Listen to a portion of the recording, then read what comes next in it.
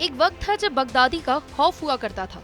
Baghdadi की मौत के बाद आईएस की बादशाहत और उसका रुतबा दोनों कम हो गए। लेकिन आईएस टूटा नहीं, चलता रहा।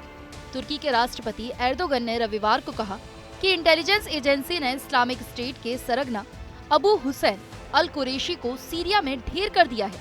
एर्दोगन के टीआरटी तुर्क ब्रॉडकास्टर के साथ एक इंटरव्यू में ये बात कही है। खुफिया एजेंसी लंबे समय से कुरैशी का पीछा कर रही थी। बगदादी के मरने के बाद ऐसा माना जाता है कि अल कुरैशी ही आईएस की कमान संभाले हुए था। कहते हैं अल बगदादी के अनदेखे और अनसुने उत्तराधिकारी कुरैशी अक्टूबर 2019 से आईएस की बागडोर संभाले हुए था। अपने संदेशों में कैदियों को प्रमुखता से बढ़ावा देने के लिए उसे जाना जाता है। यूं तो आईएस जेल पर हमला करने के लिए फेमस है, लेकिन कुरैशी ने अपने कार्यकाल के दौरान जेल पर हमला कर कई कैदियों को भी छुड़ाया। अल कुरैशी ने जून 2021 के अपने संदेश में उन समर्थकों को वित्तीय पुरस्कार देने का वादा किया जो आईएस सदस्यों और उनके परिवारों को सजा देने में शामिल जांचकर्ताओं, न्यायाधीशों, वकीलों, जेलरों आदि को मौत के घाट उतारेंगे। कहा तो ये भी जाता है कि अल कुरैशी बगदादी का ही भाई था।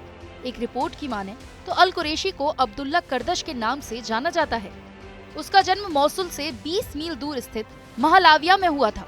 7 भाइयों में कुरैशी सबसे छोटा था। उसकी 9 बहनें भी हैं।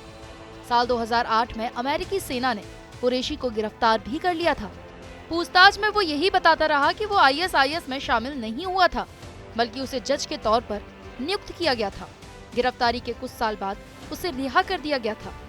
आपको बता दें कि आईएस को अल-कायदा की ही एक शाखा माना जाता है। ये 2003 में सुन्नी मुस्लिम तानाशाह सद्दाम हुसैन को उखाड़ फेंकने के बाद अमेरिकी सेना के खिलाफ इस्लामी विद्रोह के खिलाफ खड़ा हुआ था।